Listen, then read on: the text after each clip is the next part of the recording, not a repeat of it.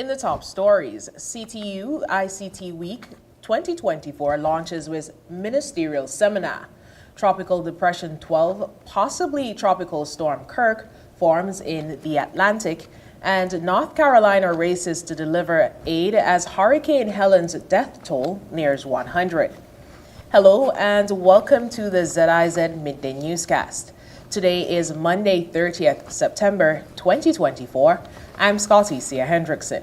Nationally, wanting better information and communication technology infrastructure, digital systems and policies were aspects that emanated from the ministerial seminar of the ICT CTU's Week 2024 taking place in St. Kitts and Nevis this week, which was launched this morning.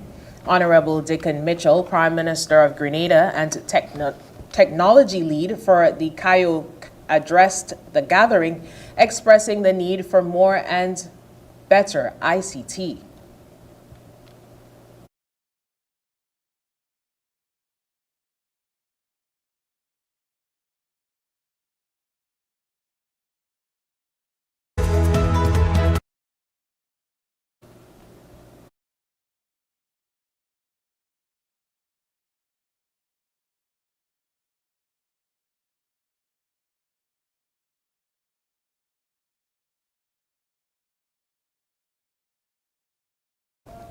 Secretary General of the International Telecommunications Union, Doreen Baghdad Martin, said that the ITU is not waiting for 2030 to achieve goals of having all schools around the globe online, among others.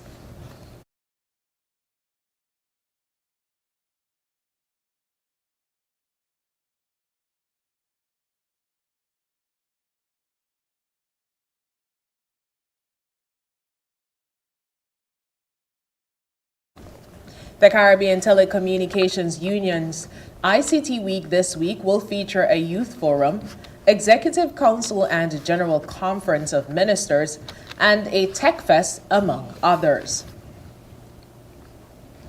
As the island seeks to diversify its tourism offerings, agriculture has become a focal point for community engagement and sustainable development, and could be a tool for community tourism. By integrating local farming practices with tourism experiences, St. Kitts is creating opportunities for visitors to connect with the land, the people, and the rich cultural traditions that define this Caribbean gem. Faraz Sankofa and other elders tasked with leading the team at Gideon Force Organic Farm, which has been in existence for about 16 years, the mission is clear: empower local communities, foster environmental stewardship, and help preserve the island's cultural identity.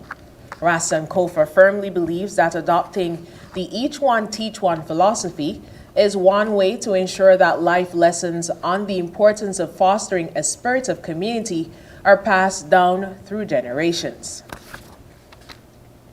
In other local news, Nicholas Perran's 101 helped the Trinbago Knight Riders to a 74-run victory over the defending champions, the Guyana Amazon Warriors, in the last preliminary match of this season's Republic Bank Caribbean Premier League.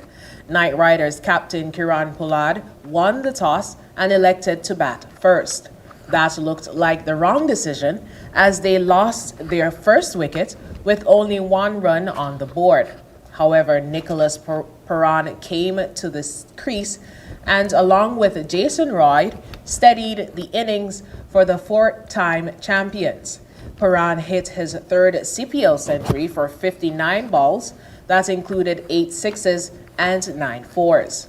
Roy was the next best TKR batsman with a knock-off 34, as the visitors scored 211 for 5 from the 20 overs. In reply, the Amazon Warriors made a fairly steady start until they got to 75, where the combination of Warak Salamkeel and Terrence Hines took 4 wickets between them to leave the home team stuttering on 76 for the loss of 6 wickets. The Amazon Warriors were eventually bowled out for 137 runs, handing the Knight Riders a 74-run victory. However, despite the defeat, the Amazon Warriors still finished top of the league table due to a superior run rate. In regional news, Tropical Depression 12, possibly Tropical Storm Kirk, formed in the open Atlantic on Sunday evening. In the 5 a.m. advisory on Monday, the U.S. National Hurricane Center, or NHC, said Tropical Depression 12 was 686 miles west of Cabo Verde Islands. The storm has maximum sustained winds that are near 35 miles per hour, and forecasters expect it to become a tropical storm or hurricane by Wednesday. When or if that happens, the system will be named Kirk. Tropical Depression 12 is expected to become a major hurricane by Friday. It will be the third major hurricane for 2024, with models showing the storm remaining in the open Atlantic Ocean. In the Western Caribbean Sea, a large and disorganized area of low pressure is producing some showers and thunderstorm activity. The NHC said environmental conditions could become conducive for gradual development, and a tropical depression could form in a few days while the system is over the southern Gulf of Mexico or northwestern Caribbean Sea. While interest in the northwestern Caribbean Sea and along the U.S. Gulf Coast should continue to be monitored, the progress of the system, the timetable for potential development has shifted later toward late week or this weekend. NHC has given the system a 40% chance of development over the next 7 days. In international news, North Carolina officials are scrambling to deliver food, water, and essential supplies to flood-stricken areas by Monday, following the devastation left behind by Hurricane Helen. The storm, which ravaged the U.S. Southeast, has claimed at least 91 lives across several states, including 30 in Buncombe County, where the mountain city of Asheville is located. Governor Roy Cooper warned that the death toll could rise as rescue teams' access areas are cut off by collapsed roads, damaged infrastructure, and widespread flooding. Supplies are being airlifted to the isolated Asheville region, with the county manager Avril Pinder pledging that food and water will arrive by Monday. Quote, "We are very close," Pinder assured during a press call. Rescue efforts continue with more than 50 search teams deployed throughout the region. One team successfully rescued 41 people north of Asheville, while another saved an infant. Emergency workers are using both 911 calls and social media to locate those stranded by the storm's aftermath. President Joe Biden plans to visit the region this week, stating that the federal government is providing everything we have to assist recovery efforts. Hurricane Helen made landfall as a Category 4 storm in Florida, tearing through Georgia, the Carolinas, and Tennessee, leaving millions without power and causing extensive flooding. Officials have warned that the road to recovery will be long and challenging. And now for the weather. Present weather is partly cloudy skies with showers in the vicinity. Winds are a gentle breeze of 9 miles per hour from a northeasterly direction.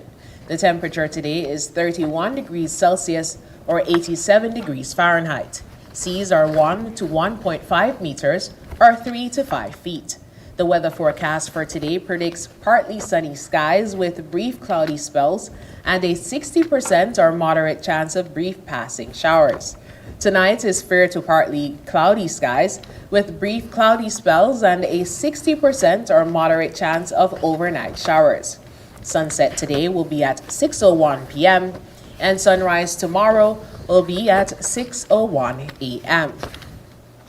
And that brings us to the end of the ZIZ Midday Newscast. Join us this evening for these stories and more in detail.